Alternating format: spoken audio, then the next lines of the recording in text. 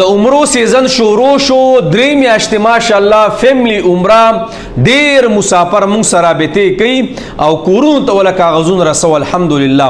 بل خبر دا کو ماشاءالله زمونږ کمپنۍ والا یاسین ټریول اینڈ ټور کومه کمپنۍ چې زمونږ دا هغې نوي هوټلې ماشاءالله اګریمنټ کړی او ډېرې نږدې هوټلې دي 300 میټر به انشاءالله تاسو ته په مکه مکرمه کې میلاویږي، دغه شان مدینه منوره کې به هم نږدې میلاویږي.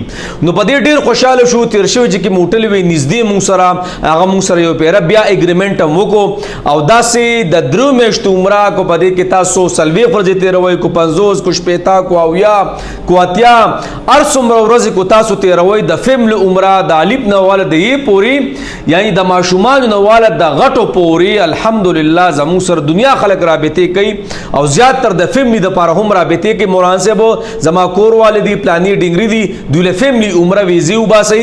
قسم دی دلته دفتر ته راځي نه صرف پاسپورټ راولېږي د لرې لرې ځایونو نه او به چې کار ورله برابر کو بس یې پیسه دغه ته ورسېنډ کو د بینک اکاونټ یې پیسې راولېږي. خبره ختمه. په حیا په عزت کې کار وشي. زه خو تاسو ته بار بار دا خبره کوم کو چېرته څوک نه په کور کې مونږ پوه شه او کار یې پوه شه لکه زمونږ د کور چې تور سرې ځي دغه ټینشن به تاسو نه هلئ. خلک زما خویندې چې ځي زما مور چې ځي دغه ټینشن به تاسو نه هلئ.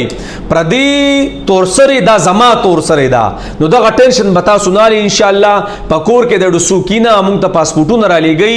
مونږ بس تاسو کار ښه اعتمادي کار کوو.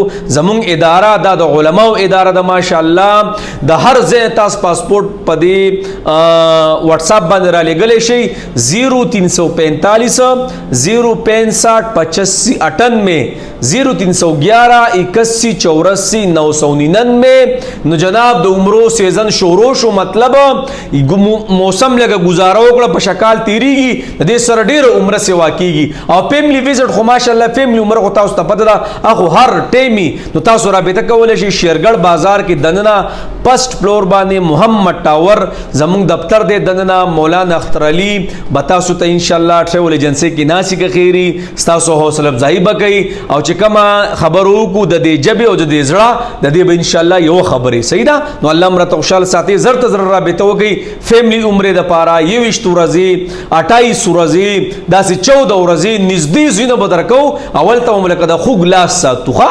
الله مو راته خوشحاله ساتي جي.